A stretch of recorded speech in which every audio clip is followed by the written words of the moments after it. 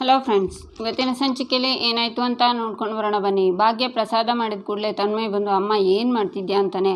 ಪ್ರಸಾದ ರೆಡಿ ಆಯಿತು ತನ್ಮಯ್, ಬೌಲಿಗೆ ಹಾಕಿ ತಗೊಂಡು ಹೋಗೋಣ ಅಂತಾಳೆ ಭಾಗ್ಯ. ನನಗೊಂಚೂರು ಅಂತಾನೆ ತನ್ಮಯ್. ಮೊದಲೇ ದೇವರಿಗೆ ನೈವೇದ್ಯಕ್ಕೆ ಇಟ್ಬಿಟ್ಟು ಆಮೇಲೆ ಕೊಡ್ತೀನಿ, ಪ್ರಸಾದ ದೇವರಿಗೆ ನೈವೇದ್ಯಕ್ಕೆ ಇಟ್ಟಿಲ್ಲ, ನಿನ್ಗೆ ಕೊಡ್ತೀನಾ ಅಂತಾಳೆ ಭಾಗ್ಯ. ನೀನೇ ಹೇಳ್ತೀಯಾ ಮಕ್ಕಳು ದೇವ್ರ ಸಮಾನ ಅಂತ, ನಾನು ತಿಂದರೆ ಏನೂ ಆಗಲ್ಲ ಅಂತಾನೆ ತನ್ಮಯ್. ಬರ್ತಾ ಸಿಕ್ಕಾಬಟ್ಟೆ ತಲೆ ಹರಟೆ ಆಗಿಬಿಟ್ಟಿದೆಯಾ ತನ್ಮಯ್ ನೀನು.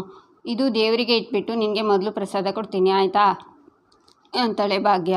ಆಗ ಮೀನಾಕ್ಷಿ ಬಂದು, ಏ ಭಾಗ್ಯ, ಅಲ್ಲಿ ಪ್ರಸಾದ ತಗೊಂಡು ಬಾ ಅಂದರೆ ಇಲ್ಲಿ ನಗ್ತಾ ನಿಂತಿದ್ಯಾ, ಬೇಗ ತಗೊಂಡು ಬಾ ಅಂತಾರೆ. ಆಯಿತು ಬಂದುಬಿಟ್ಟೆ ಅಂತ ಬೌಲ್ನ ತಗೊಳ್ಳುವಾಗ ಅಮ್ಮ ಯಾಕೆ ಎಲ್ಲ ಕೆಲಸ ನೀನೇ ಮಾಡಬೇಕು ಅಂತ ತನ್ಮಯ್ ಬೌಲ್ನ ಹಿಡ್ಕೊತಾನೆ. ತನ್ಮಯ್ ಬಿಸಿ ಇದೆ ಅಂತಾಳೆ ಭಾಗ್ಯ. ನಾನು ಈ ಕಡೆ ಹಿಡ್ಕೊತೀನಿ, ನೀನು ಆ ಕಡೆ ಹಿಡ್ಕೊ, ಬಾ ಏನಾಗಲ್ಲ ಬಾ ಪರವಾಗಿಲ್ಲ ಅಂತಾನೆ ತನ್ಮಯ್. ಬಿಡು ತನ್ಮಯ್, ನಾನು ಹೇಳಿದ್ನಲ್ಲ ಅಂತ ಭಾಗ್ಯ ಹೇಳುವಷ್ಟರಲ್ಲಿ ಬೌಲ್ ಕೆಳಗಡೆ ಬೀಳೋಕ್ಕೆ ಶುರುವಾಗುತ್ತೆ. ನೆಲಕ್ಕೆ ಬೀಳೋದಕ್ಕೂ ಮೊದಲು ಆದಿ ಬಂದು ಕೈನ ಹಿಡಿತಾನೆ. ಬೌಲ್ ಕೈ ಮೇಲೆ ಬೀಳುತ್ತೆ. ಭಾಗ್ಯ ಬೌಲ್ನ ಆಚೆ ಇಟ್ಟು, ಕೈ ತುಂಬ ಸುಡ್ತಿದ್ಯಾ ಆದಿ, ಕೈಗೇನು ಆಗಿಲ್ಲ ತಾನೆ ಅಂತಾರೆ ಮೀನಾಕ್ಷಿ. ಅತ್ತೆ ಓಕೆ ಅಂತಾನೆ ಆದಿ. ಏಯ್ ಮಕ್ಕಳು ಥರನೇ ಇರಬೇಕು ನೋಡೀಗ, ಆದಿಗೆ ಎಷ್ಟು ತೊಂದರೆ ಆಯಿತು ಅಂತಾರೆ ಮೀನಾಕ್ಷಿ. ಅಪ್ಪ ಸಾರಿ ಅಪ್ಪ, ನಾನೇನು ಬೇಕು ಅಂತ ಮಾಡಿದ್ದಲ್ಲ, ಅಮ್ಮಂಗೆ ಹೆಲ್ಪ್ ಮಾಡಬೇಕು ಅಂತ ಬಂದೆ, ಬಟ್ ಅದು ನಿಮಗೆ ಹರ್ಟ್ ಆಯಿತು ಅಂತಾನೆ ತನ್ಮಯ್. ತುಂಬ ಉರಿತಿದ್ಯಾ ಆದಿಯವರೇ, ಐಸ್ ಕ್ಯೂಬ್ ತರ್ತೀನಿ ಅಂತ ಆದಿಗೆ ಐಸ್ ಕ್ಯೂಬ್ನ ಕೈಗೆ ಇಡ್ತಾಳೆ ಭಾಗ್ಯ. ಆಗ ಕನ್ನಿಕಾ ಪೂಜಾ ಬರ್ತಾರೆ. ಅಕ್ಕ, ಪುರೋಹಿತರು ಪ್ರಸಾದ ತರೋಕೆ ಹೇಳಿದ್ದಾರೆ, ನಾನು ತಗೊಂಡು ಹೋಗ್ತೀನಿ, ನೀನು ಬಾವ ಆಮೇಲೆ ಬನ್ನಿ ಅಂತಾಳೆ ಪೂಜಾ ಆಗಲೇ ಹೇಳಿದೆ ತಾನೆ ಭಾಗ್ಯನೇ ಪ್ರಸಾದ ಮಾಡಬೇಕು ಅಂತ, ಹಾಗೇನೆ ಅವಳೇ ಅದನ್ನು ತಗೊಂಡು ಹೋಗಬೇಕು, ಭಾಗ್ಯನೇ ತಗೊಂಡು ಹೋಗಿ ಅದನ್ನು ದೇವ್ರ ಮುಂದೆ ಇಡಬೇಕು, ನೀನು ಮಧ್ಯೆ ಬರಬೇಡ, ಭಾಗ್ಯ ಮಾಡಿದ್ದಲ್ವಾ ಅವಳೇ ತಗೊಂಡು ಹೋಗ್ತಾಳೆ ಅಂತಾರೆ ಮೀನಾಕ್ಷಿ. ಅಲ್ಲ ಇವ್ರಿಗೆ ಏನಾಗಿದೆ, ವಿಚಿತ್ರವಾಗಿ ಆಡ್ತಿದ್ದಾರಲ್ಲ, ಏನು ಮಾಡೋಕ್ಕೂ ಬಿಡಲ್ಲ, ಎಲ್ಲನೂ ಅಕ್ಕನೇ ಮಾಡಬೇಕು ಅಂತಿದ್ದಾರಲ್ಲ, ಯಾಕೆ ಅಕ್ಕನ ಮೇಲೆ ಏನಾದರೂ ಕೋಪನ ಅಥವಾ ಬೇರೆ ಏನಾದರೂ ವಿಷಯ ಇದೆಯಾ ಅಂತ ಪೂಜೆ ಯೋಚನೆ ಮಾಡ್ತಾಳೆ. ಆದಿ ಭಾಗ್ಯ ಇಬ್ಬರು ಒಟ್ಟಿಗೆ ಪ್ರಸಾದನ ಹಿಡ್ಕೊಂಡು ತಂದು ದೇವ್ರ ಮುಂದೆ ಇಟ್ಟು ಕೂತ್ಕೋತಾರೆ. ಭಾಗ್ಯ, ನಿನ್ನ ಕೈಯಾರೆ ಪ್ರಸಾದ ಮಾಡಿದ್ಯಾ ಅಂದಮೇಲೆ ತುಂಬ ಚೆನ್ನಾಗಿರುತ್ತೆ ಬಿಡಮ್ಮ ಅಂತಾರೆ ಕಾಮತ್. ಕೇಳ್ತಿರಲ್ಲ ಬೀಗ್ರೆ, ನಮ್ಮ ಮನೇಲಿ ಪೂಜೆ ಆದಾಗ ಭಾಗ್ಯ ಮಾಡೋ ಪ್ರಸಾದಕ್ಕೋಸ್ಕರ ಅಕ್ಕಪಕ್ಕದ ಮನೆಯವರೆಲ್ಲ ಕ್ಯೂನಲ್ಲಿ ನಿಲ್ತಿದ್ರು ಅಂತಾರೆ ವಿಠಲ್ಮೂರ್ತಿ. ಎಲ್ಲರೂ ನಗ್ತಾರೆ. ಪೂಜೆ ಶುರು ಮಾಡೋಣ, ಹಾರ ಹಾಕ್ಕೊಳ್ಳಿ ಅಂತಾರೆ ಪುರೋಹಿತರು. ಅಕ್ಷತಾ ಅವರೇ, ನಿಮಗೆ ಇಲ್ಲಿರೋಕೆ ಇರಿಟೇಟ್ ಆಗ್ತಿದೆ ಅಂತ ಒಂದು ಸ್ವಲ್ಪ ಟೈಮ್ ಕೊಡಿ, ಅವ್ರ ಖುಷಿಗೆಲ್ಲ ಬ್ರೇಕ್ ಹಾಕ್ತೀನಿ ಅಂತಾಳೆ ಕನಿಕಾ. ಏನು ಹೇಳ್ತಿದ್ಯಾ ಅಂತಾರೆ ಅಕ್ಷತಾ.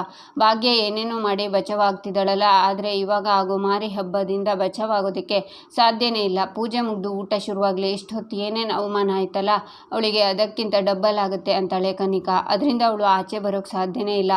ಆಲ್ರೆಡಿ ಮೀನಾಕ್ಷಿ ಅತ್ತೆ ಹಳೆ ರೂಪ ಸ್ವಲ್ಪ ಆಚೆ ಬರ್ತಿದೆ, ಊಟ ಆಗಲಿ ಆಮೇಲೆ ಪೂರ್ತಿಯಾಗಿ ನಿಂಜೆಟ್ ಮೀನಾಕ್ಷಿ ಅಂತೆ ಹೊರಗಡೆ ಬರ್ತಾರೆ ಅಂತಾಳೆ ಕನಿಕಾ ಏನು ಮಾಡಬೇಕು ಅಂತಿದ್ಯಾ ಅಂತಾಳೆ ಅಕ್ಷತಾ. ವೆಯ್ಟ್ ಆ್ಯಂಡ್ ವಾಚ್ ಅಂತಾಳೆ ಕನಿಕಾ. ಪೂಜೆ ಆಗ್ತಾ ಇರುವಾಗ ತನ್ವಿಗೆ ಆದಿ ಸೂರ್ಯವಂಶಿ ಮನೆತನನ ಹೇಗೆ ಕಾಪಾಡೋದು ಅಂತಲೂ ನಿನಗೆ ಗೊತ್ತು ಅಂದಿದ್ದನ್ನು ನೆನ್ಪು ಮಾಡಿಕೊಂಡು ಅಪ್ಪನ ಲೆಟರನ್ನು ನೆನ್ಪು ಮಾಡ್ಕೋತಾಳೆ. ರಾಯರೇ, ಪೂಜೆ ಎಲ್ಲ ಮುಗ್ದಿದೆ, ಮಂಗಳಾರತಿ ಮಾಡಬಹುದೇ ಅಂತಾರೆ ಪುರೋಹಿತರು. ಧಾರಾಳವಾಗಿ ಅಂತಾರೆ ಕಾಮತ್. ಆದಿಭಾಗ್ಯ ದೇವರಿಗೆ ಆರತಿ ಮಾಡ್ತಾರೆ. ಕಿಶನ್ ಎಲ್ರಿಗೂ ಆರತಿನ ಕೊಡ್ತಾನೆ. ಎಲ್ರಿಗೂ ಅಕ್ಷತೆ ಕೊಡಿ, ನಮಸ್ಕಾರ ಮಾಡಿ ಅಂತಾರೆ ಪುರೋಹಿತರು. ಎಲ್ಲರೂ ಅಕ್ಷತೆನ ಹಾಕಿ ಅಂತ ಪುರೋಹಿತರು ಮಂತ್ರ ಹೇಳ್ತಾರೆ. ಎಲ್ಲರೂ ಅಕ್ಷತೆ ಹಾಕಿ ನಮಸ್ಕಾರ ಮಾಡ್ತಾರೆ.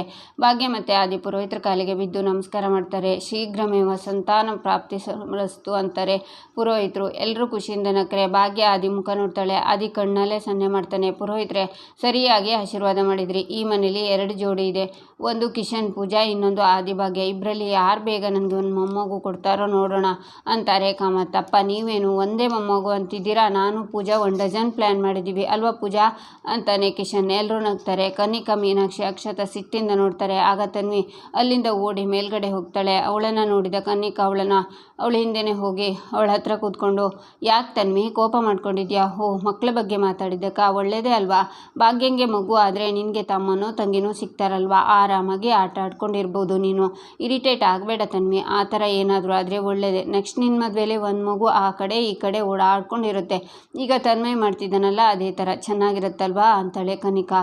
ನೋಡಿ, ನಿಮಗೆ ಅದು ಅಷ್ಟೊಂದು ಖುಷಿ ಕೊಡೋ ಹಾಗಿದ್ರೆ ನಿಮ್ಮ ಅಣ್ಣನ ಮಗುವನ್ನು ನೀವೇ ನೋಡ್ಕೊಳ್ಳಿ, ನಾನು ಹೇಗಿದ್ರು ಕಾಮತ್ ಫ್ಯಾಮಿಲಿಗೆ ಸೇರಿದವಳಲ್ಲ, ನನಗೂ ಇದಕ್ಕೂ ಯಾವುದೇ ಸಂಬಂಧ ಇಲ್ಲ ಅಂತ ತನ್ವಿ ಅಲ್ಲಿಂದ ಹೋಗ್ತಾಳೆ. ಬಂಗಾರ ಕಣೆ ನೀನು, ನಾನು ಅಂದ್ಕೊಂಡ ಹಾಗೆ ರಿಯಾಕ್ಟ್ ಮಾಡ್ತಿದ್ಯಾ ಅಂತಾಳೆ ಕನಿಕಾ. ಈಚೆ ಕುಸುಮ ಭಾಗ್ಯನ ಹತ್ರ ಬಂದು, ಭಾಗ್ಯ ಇವರೆಲ್ಲ ಮಕ್ಕಳ ಬಗ್ಗೆ ಮಾತಾಡಿದ್ರಲ್ಲ, ನಿನಗೆ ಇರ್ಸು ಮುರ್ಸಾಗ್ತಿದ್ಯಾ, ಮುಜುಗರ ಆಗ್ತಾ ಇದೆಯಾ, ಏನೂ ಆಗಲ್ಲ, ನೀನು ನಗ್ನಗ್ತಾ ಇರು ಏನೋ ಅಂತಾರೆ. ಭಾಗ್ಯ ಏನು ಸಿಕ್ಕಾಪಟ್ಟೆ ತಲೆ ಕೆಡಿಸ್ಕೊಂಡಿದ್ಯಾ, ಏನಾಯಿತು? ಎಲ್ಲರೂ ಫ್ಯೂಚರ್ ಬಗ್ಗೆ ಮಾತಾಡ್ತಿದ್ದಾರೆ ಅಂತನಾ? ನೀನು ಅವ್ರ ಬಗ್ಗೆ ತಲೆ ಕೆಡಿಸ್ಕೊಳ್ಬೇಡ. ಆದಿಗೆ ನೀನು ಸಿಗೋದ್ರ ಜೊತೆಗೆ ರೆಡಿ ಫ್ಯಾಮಿಲಿನೇ ಸಿಕ್ಕಿದೆ ಅಂತಾರೆ ಅಕ್ಷತಾ. ಕರೆಕ್ಟಾಗಿ ಹೇಳಿದೆ ಅಕ್ಷತಾ, ಈಗಾಗಲೇ ನನಗೆ ಒಳ್ಳೆ ಕುಟುಂಬ ಸಿಕ್ಕಿದೆ, 2 ಮುದ್ದಾದ ಮಕ್ಕಳಿದ್ದಾರೆ ಅಂತಾನೆ ಆದಿ. ಅಕ್ಷತಾ ನಗ್ತಾ, ಆದಿ ನೀನು ಇವರನ್ನು ಮಕ್ಳ ಥರನೇ ಟ್ರೀಟ್ ಮಾಡ್ತೀಯಾ ಅಂತಾರೆ. ಖಂಡಿತ ಮಾಡೇ ಮಾಡ್ತೀನಿ, ನನಗೆ ಗೊತ್ತು ನಿಮಗೆ ಡೌಟ್ ಇದೆ ಅಂತ. ಬೇಕಿದ್ರೆ ಬಾಂಡ್ ಪೇಪರ್ ಮೇಲೆ ಬರೆದು ಕೊಡ್ತೀನಿ ಅಂತ. ನನ್ನ ಜೀವನದಲ್ಲಿ ಏನೆಲ್ಲ ಅರ್ನಿಂಗ್ಸ್ ಇದೆಯೋ ಅದನ್ನು ನನ್ನ ಮಕ್ಕಳ ಹೆಸರಿಗೆ ಬರಿತೀನಿ. ಇಷ್ಟು ದಿನ ನಾನು ದುಡ್ದಿದ್ದೆಲ್ಲ ಕನಿಕಾ ಹೆಸರಿಗೆ ಬರೆದುಕೊಟ್ಟೆ, ಆದರೆ ಇನ್ಮೇಲೆ ನನ್ನ ಜೀವನದಲ್ಲಿ ದುಡಿಯೋದೆಲ್ಲ ನನ್ನ ಮಕ್ಕಳಿಗೆ ಸೇರೋದು. ನಾಳೆನೇ ನಮ್ಮ ಲಾಯರ್ ದಿನೇಶ್ ಪ್ರಭುನ ಕರೆಸಿ ಡಾಕ್ಯುಮೆಂಟ್ ರೆಡಿ ಮಾಡಿಸ್ತೀನಿ ಅಂತಾನೆ ಆದಿ. ಆಗ ಕಾಮತ್ ಆದಿ ಕಿಶನ್ ಹೆಗಲ ಮೇಲೆ ಕೈ ಹಾಕಿ, ಆದಿ ಕಿಶನ್ ನೋಡಿ, ದುಡ್ಡಿನ ಬಗ್ಗೆ ಯಾವತ್ತೂ ಯೋಚನೆ ಮಾಡಬೇಡಿ. ದೇವರು ನನಗೆ ಸಾಕಷ್ಟು ಕೊಟ್ಟಿದ್ದಾನೆ, ಈಗ ಅದ್ರ ಬಗ್ಗೆ ಎಲ್ಲ ಯೋಚನೆ ಮಾಡಬೇಡಿ. ನಾನು ನಿಮ್ಮ ಜೊತೆ ಇರ್ತೀನಿ. ನೀನು ಕಿಶನ್ ಸೇರಿ 2 ಡಜನ್ ಮಕ್ಕಳನ್ನು ಕೊಟ್ಟರು ಎಲ್ಲರನ್ನು ಚೆನ್ನಾಗಿ ನೋಡ್ಕೋತೀವಿ ಅಂತ ನಗ್ತಾರೆ ಕಾಮತ್. ಬ್ರೋ ತಾತ, ಹಾಗಾದರೆ 24 ಮಕ್ಕಳು, 2 ಕ್ರಿಕೆಟ್ ಟೀಮು, 2 ಎಕ್ಸ್ಟ್ರಾ ಪ್ಲೇಯರ್ಸ್ ಇರ್ತಾರೆ ಅಂತ ನಗ್ತಾನೆ ತನ್ಮಯ್. ಆಗ ಸಿಟ್ಟಿಂದ ಮೀನಾಕ್ಷಿ ಅಕ್ಷತಾನ ಎಳ್ಕೊಂಡು ಹೋಗ್ತಾರೆ. ಕನಿಕನು ಅಲ್ಲಿ ಬರ್ತಾಳೆ. ಅಕ್ಷತಾ ಏನೋ ಹೇಳಬೇಕು ಅಂತ ಕರ್ಕೊಂಡು ಬಂದೆ, ಅದೇನು ಅಂತ ಹೇಳಬಾರ್ದಾ ಅಂತಾರೆ ಮೀನಾಕ್ಷಿ. ನೋಡು ಮೀನಾಕ್ಷಿ, ಮದುವೆ ಆದಮೇಲೆ ಈ ಮನೇಲಿ ಯಾರ್ಯಾರಿಗೆ ಏನೇನು ಜವಾಬ್ದಾರಿ ಇದೆಯೋ ಗೊತ್ತಿಲ್ಲ, ಆದರೆ ನಿನಗೆ ಮಾತ್ರ ದೊಡ್ಡ ಜವಾಬ್ದಾರಿ ಇದೆ ಅಂತಾರೆ ಅಕ್ಷತಾ. ಏನು ಜವಾಬ್ದಾರಿ ಅಂತಾರೆ ಮೀನಾಕ್ಷಿ. ಈ ಮನೆನ ಕಾಪಾಡೋದು. ಮೀನಾಕ್ಷಿ ಕಾಮತ್ ಅಂಕಲ್ ಎಲ್ಲರನ್ನ ನಂಬಿ ಬಿಡ್ತಾರೆ. ಯಾರಾದರೂ ಕಣ್ಣೀರು ಹಾಕಿದರೆ ಸಾಕು, ಸಹಾಯ ಮಾಡೋಕ್ಕೆ ನಿಂತುಬಿಡ್ತಾರೆ. ಈಗ ಮನೆ ಸೊಸೆ ಅಂತ ಒಕ್ಕರ್ಸ್ಕೊಂಡಿದ್ದಾಳಲ್ಲ ಭಾಗ್ಯ, ಅವಳ ಫ್ಯಾಮಿಲಿ ಅವರನ್ನು ATM ತರಹ ಬಳಸ್ಕೋತಾರೆ. ನಿಮ್ಮ ಅತ್ತಿಗೆ ಮನೇಲಿದ್ದಿದ್ರೆ ಖಂಡಿತವಾಗ್ಲೂ ಹೀಗೆಲ್ಲ ಆಗ್ತಿರ್ಲಿಲ್ಲ, ಕಂಟ್ರೋಲ್ನಲ್ಲಿರೋದು ಅಂತಾರೆ ಅಕ್ಷತಾ. ಅಕ್ಷತಾ ಪದೇ ಪದೇ ಅದನ್ನೇ ಹೇಳ್ತಿದ್ದಿಲ್ಲ, ಆ ಥರ ಏನೂ ಆಗಲ್ಲ, ಸುಮ್ಮನೆ ಇರು ಅಂತಾರೆ ಮೀನಾಕ್ಷಿ ಸುಮ್ಮನೆ ಬಾಯಿ ಮಾತಿಗೆ ಡಿಫೆಂಡ್ ಮಾಡ್ಕೋತಿದ್ಯಾ ಅಷ್ಟೇ, ರಿಯಾಲಿಟಿ ಏನು ಅದು ನಿನಗೂ ಗೊತ್ತಾಗ್ತಾ ಇಲ್ಲ ಮೀನಾಕ್ಷಿ. ಅದ್ರ ಬಗ್ಗೆ ಯೋಚನೆ ಮಾಡು. ಏನೇ ಆದರೂ ಮಿಡಲ್ ಕ್ಲಾಸ್ ಮೆಂಟಾಲಿಟಿ ಅವರು. ದುಡ್ಡು ಅಂದರೆ ಬಾಯಿ ಬಿಡ್ತಾರೆ. ಅದಕ್ಕೆ ಆ ದಿನ ಮದುವೆ ಆಗಿರೋದು ಅಂತ ನನಗೆ ತುಂಬ ಚೆನ್ನಾಗಿ ಗೊತ್ತು. ಅವರು ಬಿಸ್ನೆಸ್ ವಿಷಯದಲ್ಲಿ ತಲೆ ಹಾಕೋಕ್ಕಂತೂ ನಾನು ಬಿಡಲ್ಲ, ಆದರೆ ಮನೆ ವಿಷಯದಲ್ಲಿ, ಒಡವೆ ವಿಷಯದಲ್ಲಿ, ದುಡ್ಡಿನ ವಿಷಯದಲ್ಲಿ ನೀನು ಹುಷಾರಾಗಿರಬೇಕು ಮೀನಾಕ್ಷಿ ಅಂತಾರೆ ಅಕ್ಷತಾ. ಇದನ್ನೇ ನಾನು ಅವತ್ತು ಬ್ರೋಗೂ ಹೇಳಿದ್ದು. ಅವನು ಅವತ್ತು ನನ್ನ ಮೇಲೆ ಕೋಪ ಮಾಡಿಕೊಂಡು ರಂಪ ಮಾಡಿಬಿಟ್ಟ.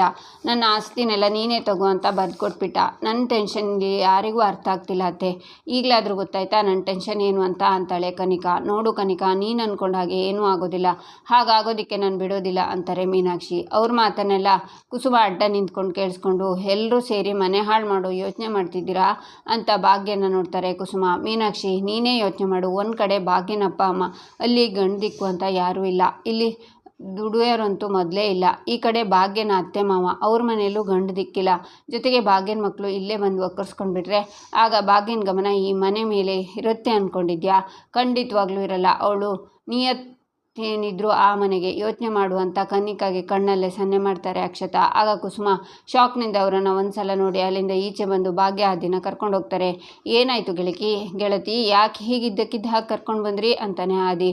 ನಿಮ್ಮಿಬ್ಬರ ಜೊತೆ ಒಂದು ಮುಖ್ಯವಾದ ವಿಷಯನ ಮಾತಾಡಬೇಕು ಅಂತಾರೆ ಕುಸುಮ. ಏನತ್ತೆ ಅಂತಾಳೆ ಭಾಗ್ಯ. ನಾನು ಹೇಳೋದನ್ನು ನೀವಿಬ್ಬರು ಗಮನ ಕೊಟ್ಟು ಕೇಳಿಸ್ಕೊಳ್ಳಿ. ಇನ್ನು ಮುಂದೆ ತನ್ವಿ ವಿಷಯಕ್ಕಾಗಲಿ ತನ್ಮಯ್ ವಿಷಯಕ್ಕಾಗಲಿ ಓಡಿ ನಮ್ಮ ಮನೆಗೆ ಬರೋ ಅವಶ್ಯಕತೆಯೂ ಇಲ್ಲ, ಹಾಗೆ ಅವರಿಬ್ಬರನ್ನ ಇಲ್ಲಿಗೆ ಕರ್ಸ್ಕೊಳ್ಳೋ ಅವಶ್ಯಕತೆಯೂ ಇಲ್ಲ. ನೋಡಿ, ಅವರಿಬ್ಬರು ನನ್ನ ಜವಾಬ್ದಾರಿ, ನಾನು ಅವರನ್ನು ನೋಡ್ಕೋತೀನಿ. ಯಾಕಂದರೆ ಅವರಿಬ್ಬರು ಸೂರ್ಯವಂಶಿ ಮನೆತನಕ್ಕೆ ಸೇರಿದವರು. ಆಮೇಲೆ ಆದಿ, ಈಗ ನೀನು ಅದೇನೋ ಹೇಳ್ದಿಯಲ್ಲ ದುಡ್ಡಿನ ವಿಷಯ, ಆಸ್ತಿ ವಿಷಯ, ಅದನ್ನೆಲ್ಲ ಮರ್ತ್ಬಿಡು. ಅಷ್ಟು ಬದಿಗಿಟ್ಟು ಇನ್ನು ಮುಂದೆ ನೀವಿಬ್ಬರು ಹೊಸ ಜೀವನನ ಶುರು ಮಾಡಬೇಕು. ಅದು ಬಿಟ್ಟು ಆ ಮನೆ ಅಲ್ಲಿನ ಖರ್ಚು ಇದ್ರ ಬಗ್ಗೆ ಎಲ್ಲ ಚಿಂತೆ ಮಾಡೋ ಅವಶ್ಯಕತೆ ಇಲ್ಲ. ಆ ಮನೆಗೆ ಭಾಗ್ಯನ ಗಂಟು ಬಿದ್ದಿತ್ತು ನೋಡು, ಅದನ್ನು ಇವತ್ತೇ ಬಿಡಿಸ್ತೀನಿ ನಾನು, ಇನ್ನು ಮುಂದೆ ಅದಿರಲ್ಲ ಅಂತಾರೆ ಕುಸುಮ. ಅತ್ತೆ ಏನು ಹೇಳ್ತಿದ್ದೀರಾ ಅತ್ತೆ? ನಿಮ್ಮ ಮಾತಿನ ಆಳದ ಅರ್ಥ ಏನು ನಿಮಗೆ ಗೊತ್ತಿದೆಯಾ? ಈ ಭಾಗ್ಯ ಯಾರು, ಅವಳು ಏನು ಮಾಡಬಲ್ಲಳು ಅಂತ ಕಲಿಸ್ಕೊಟ್ಟಿದ್ದೆ ನೀವಲ್ವಾ ಅತ್ತೆ? ನಾನಿವತ್ತು ಚೆನ್ನಾಗಿದ್ದೀನಿ ಅಂದರೆ ಅದ್ರ ಹಿಂದೆ ನಿಂತಿರೋದು ನೀವೇ ಅಲ್ವಾ? ಅಂಥದ್ರಲ್ಲಿ ನಿಮ್ಮನ್ನೆಲ್ಲ ಹೇಗೆ ಬಿಡೋಕ್ಕಾಗತ್ತತ್ತೆ? ಮಕ್ಕಳು ನನ್ನ ಜೀವ, ನನ್ನ ಕನಸು ಅತ್ತೆ, ಅವರು ಖುಷಿನೇ ನನ್ನ ಖುಷಿ ಕಾಣ್ತಾ ಇದ್ದೀನಿ. ಅವರಿಗೆ ಕಷ್ಟ ಬಂದಾಗ ನಾನಲ್ಲಿ ಇಲ್ಲದೆ ಇದ್ದರೆ ನಾನೆಂಥ ತಾಯಿ ಅತ್ತೆ ಅಂತಾಳೆ ಭಾಗ್ಯ. ಅದು ಹಾಗಲ್ಲ ಅಂತಾರೆ ಕುಸುಮ. ಗೆಳತಿ, ನೀವು ಸುಮ್ಮನೆ ಏನೇನೋ ಮಾತಾಡ್ತಿದ್ದೀರಾ, ನಾವು ಹೇಳೋದನ್ನು ನೀವು ಕೇಳಿಸ್ಕೊಳ್ಳಿ. ಆ ಮಕ್ಕಳು ಅವರು ಇಲ್ಲೇ ಇರ್ತಾರೆ, ಅದು ಯಾರು ತಡೆದ್ರು ಅಷ್ಟೇ, ಮದುವೆಗೆ ಮುಂಚೆನೇ ನಾನು ಭಾಗ್ಯ ಅವರಿಗೆ ಹೇಳಿದ್ದೀನಿ, ಪ್ರಾಮಿಸ್ ಕೂಡ ಮಾಡಿದ್ದೀನಿ, ಅವ್ರು ನನ್ನ ಮಕ್ಕಳು, ಇದರಲ್ಲಿ ಯಾವ ಡೌಟು ಬೇಡ. ನಿಮಗೆ ನೋಡಿ ಗೆಳತಿ, ಇಡೀ ಜಗತ್ತೇ ಎದುರು ನಿಂತರು ತನ್ವಿ ತನ್ಮಯ್ ಇಲ್ಲೇ ಇರ್ತಾರೆ ಅಂತಾನೆ ಆದಿ. ಈಚೆ ಕನಿಕಾ ಕುಸುಮ ಹತ್ರ, ಕುಸುಮ ಆಂಟಿ, ನೀವೆಲ್ಲ ಈ ಮನೆಗೆ ಗೆಸ್ಟ್ ಅಂತ ಹೇಳಿದ್ರಿ, ಅರ್ಥ ಆಗಲ್ವಾ? ನೋಡಿ, ನೀವು ಈ ಮನೆ ಕೆಲಸ ಮಾಡಿದ ತಕ್ಷಣ ನೀವು ಈ ಮನೆಯವ್ರು ಅನ್ಸ್ಕೊಳ್ಳಲ್ಲ, ನೀವು ಯಾವತ್ತಿದ್ರೂ ಹೊರಗಿನವರೇ ಅಂತಾಳೆ ಕನಿಕಾ. ಈ ಮನೆಯವಳಲ್ವಾ ನಾನು? ನಿಮ್ಮ ಅಣ್ಣ ಅಪ್ಪನ ಹತ್ರ ಹೋಗಿ ನಾನು ಯಾರು ಅಂತ ಕೇಳು, ಅವರೇ ಹೇಳ್ತಾರೆ, ಆವಾಗ ಗೊತ್ತಾಗುತ್ತೆ ನಿನಗೆ ಅಂತಾರೆ ಕುಸುಮ.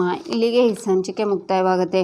ಮುಂದಿನ ಸಂಚಿಕೆಗಾಗಿ ನಮ್ಮ ಚಾನಲನ್ನು ನೋಡಿ, ಸಬ್ಸ್ಕ್ರೈಬ್ ಮಾಡಿ, ಲೈಕ್ ಮಾಡಿ, ಸಪೋರ್ಟ್ ಮಾಡಿ.